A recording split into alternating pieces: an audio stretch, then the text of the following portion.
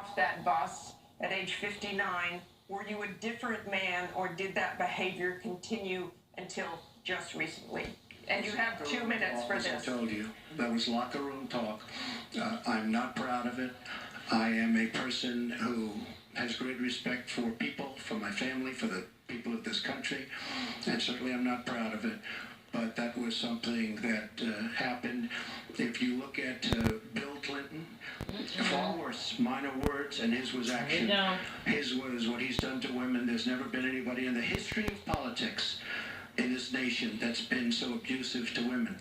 So you can say any way you want to say it, but Bill Clinton was abusive to women. Hillary Clinton attacked those same women and attacked them viciously, 4 of them here tonight. One of the women, who is a wonderful woman, at 12 years old, was raped at 12. Her client, she represented, got him off, and she's seen laughing on 2 separate occasions, laughing at the girl who was raped. Kathy Shelton, that young woman, is here with us tonight. So don't tell me about words. I apologize for those words. But it is things that people say. But what President Clinton did, he was impeached. He lost his license to practice law. He had to pay an $850,000 fine to one of the women, Paula Jones, who's also here tonight. And I will tell you that when Hillary brings up a point like that, and she talks about words that I said 11 years ago, I think it's disgraceful, and I think she should be ashamed of herself, if you want to know. Why does it seem like you can't breathe? Can we please hold the applause? Hold the applause. Shut the fuck up. Secretary Clinton, you have 2 minutes. Well, first, let me start by saying that so much of what he's just said is not right, but he gets to run his campaign any way he chooses. He gets to decide what he wants to talk about. Instead of answering people's questions, talking about our agenda, laying out the plans that we have that we think can make a better life and a better country, that's his choice. When I hear something like that, I am reminded of what my friend Michelle Obama advised us all. When they go low, you go high.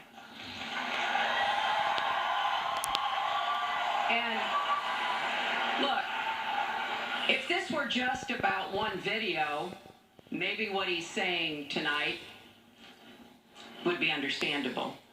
But everyone can draw their own conclusions at this point about whether or not the man in the video or the man on the stage respects women. But he never apologizes for anything to anyone. He never apologized to Mr. and Mrs. Khan, the Gold Star family, whose son, Captain Khan, died in the line of duty in Iraq. And Donald insulted and attacked them for weeks over their religion. He never apologized to the distinguished federal judge who was born in Indiana. But Donald said he couldn't be trusted to be a judge because his parents were, quote, Mexican. He never apologized to the reporter that he mimicked and mocked on national television, and our children were watching. And he never apologized for the racist lie that President Obama was not born in the United States of America. He owes the president an apology. He owes our country an apology. And he needs to take responsibility for his actions and his words.